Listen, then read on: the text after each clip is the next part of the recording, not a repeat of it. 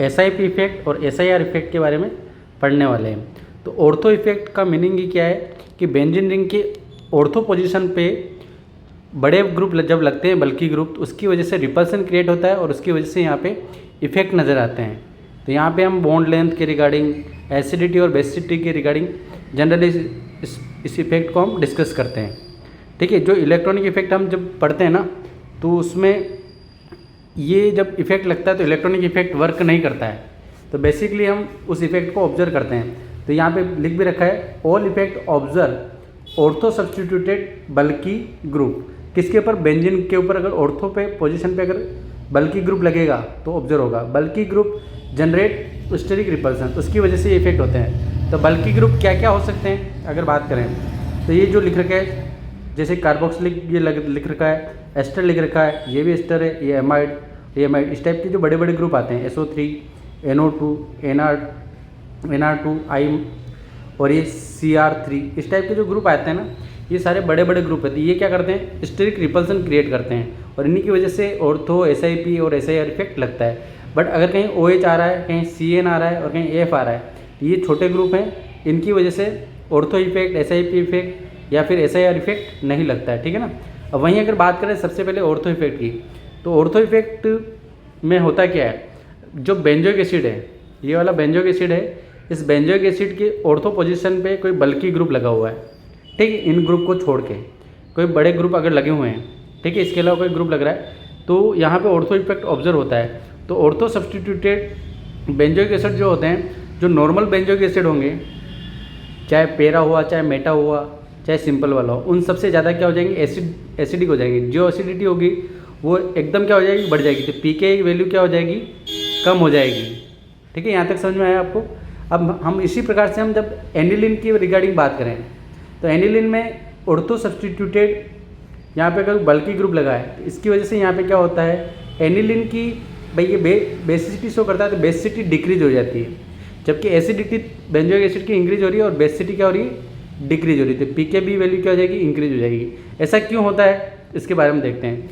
अगर देखो नॉर्मल अगर हम कोई बेंजोइक एसिड, अगर यहाँ से H निकलेगा, तो ये क्या करेगा? इस नेगेटिव चार्ज को स्टेबलाइज करने के लिए रेजोनेंस करेगा।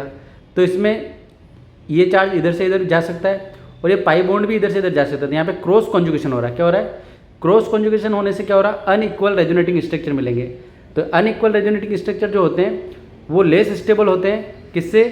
इक्वल रेजोनेटिंग स्ट्रक्चर या इक्विवेलेंट रेजोनेटिंग स्ट्रक्चर से।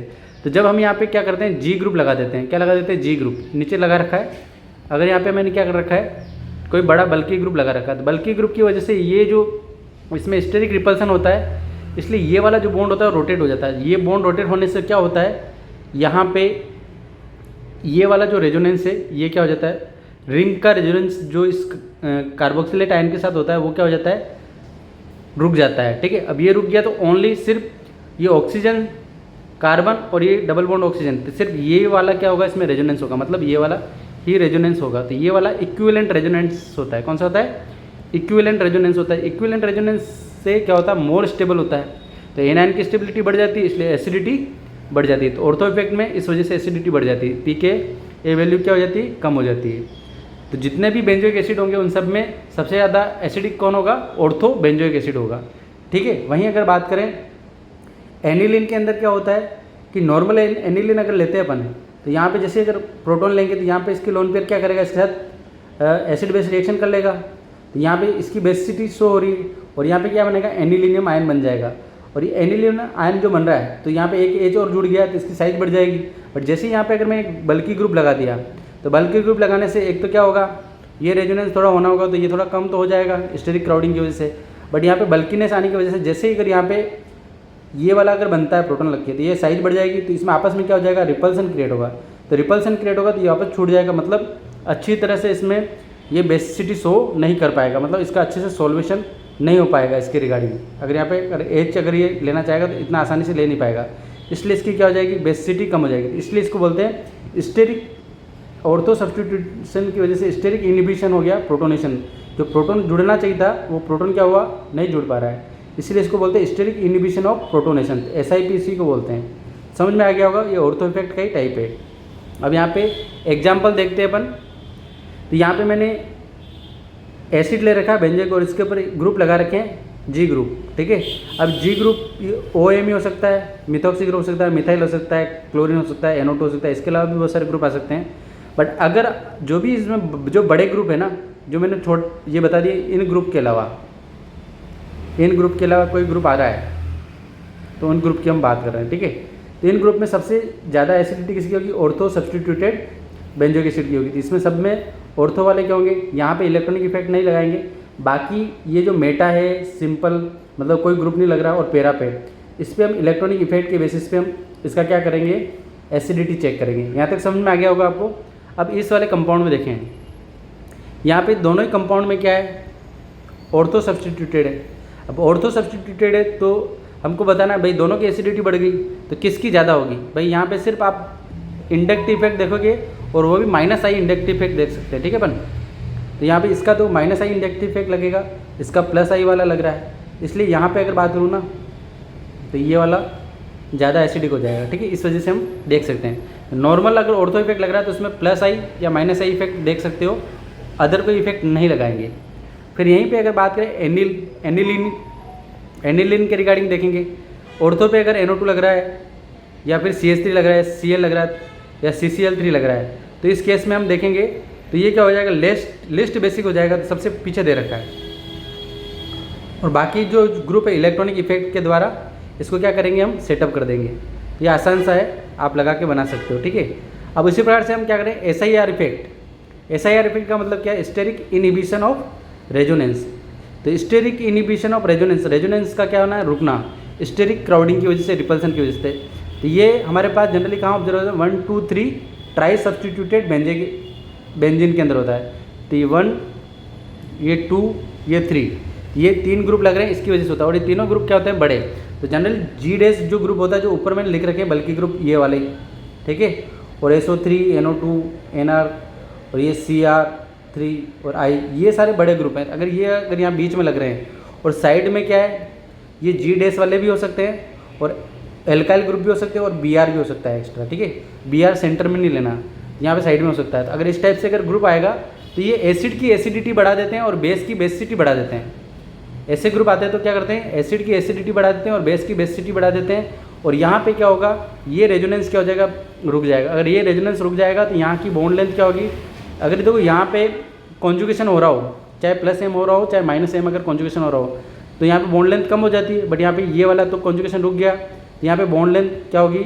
आपको नॉर्मली बढ़ी हुई मिलेगी, ठीक है। तो बॉन्ड लेंथ ज़्यादा हो जाएगी, तो एसिड की एसिडिटी बढ़ रही है, बेस की बेसिसिटी बढ़ रही है, दोनों ही इस वाले केस में। अब इसके क्वेश्चन देखते हैं। In which of the following compound show SIR effect. तो यहाँ पे देखो ये ऑर्थो इफेक्ट वाला केस भी बन रहा है बेंजोइक एसिड का, और दूसरा क्या है? SIR इफेक्ट भी लग रहा है, क्योंकि SIR इफेक्ट में भी है। तो यहाँ पे अपन बोल सकते हैं कि इसका ये SIR इफेक्ट का होगा। यहाँ पे देख सकते हैं ये ऑर्थो इफेक्ट का है बट SIR इफेक्ट का नहीं है, क्योंकि SIR इफेक्ट के लिए हमको क्या लेना पड़ेगा? NR2 लेना पड़ेगा, ये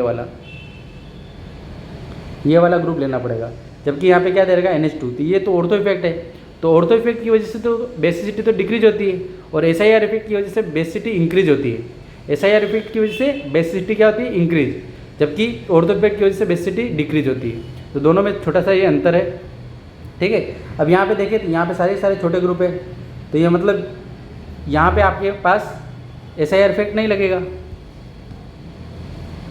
फिर उसके बाद देखें यहाँ पे SO3 बड़ा ग्रुप है और यहाँ पे साइड में एल्काइल ग्रुप लग रहा है, तो यहाँ पे अपने पास SIR इफेक्ट लग जाएगा। इसमें भी SIR इफेक्ट लग जाएगा, बड़ा ग्रुप, इसमें भी लग जाएगा बट इसमें नहीं लगेगा। तो इस टाइप से हम पहचान सकते हैं किस में SIR इफेक्ट लगेगा, किस में नहीं लगेगा। उसके बाद देखो कुछ क्वेश्चन और, विच CI bond length is greater. हमें बॉन्ड लेंथ ग्रेटर बताना है कि किसकी बॉन्ड लेंथ ग्रेटर है। तो देखो एक तो ये वाली CI और एक ये CI, तो इसमें तो SIR इफेक्ट लग रहा है इधर वाले में, और इसमें क्या होगा? रेजोनेंस होगा। तो ये बॉन्ड लेंथ क्या होगी? पार्शियली डबल बॉन्ड करेक्टर आएगा, ये बॉन्ड लेंथ छोटी होगी जबकि ये वाली बॉन्ड लेंथ बड़ी होगी। यहाँ पे ओनली इसका -I इफेक्ट लगेगा, रेजोनेंस इसमें नहीं होगा यहाँ पे। तो हम बोल सकते हैं कि यहाँ पे जो बॉन्ड लेंथ है वो B की ज़्यादा होगी एज कम्पेयर टू A, ठीक है। इस टाइप से क्वेश्चन सोल्व होगा। इस टाइप के क्वेश्चन आते हैं। फिर which one of the following is more basic. सबसे ज़्यादा बेसिक कौन सा होगा इन दोनों में अगर बताएं?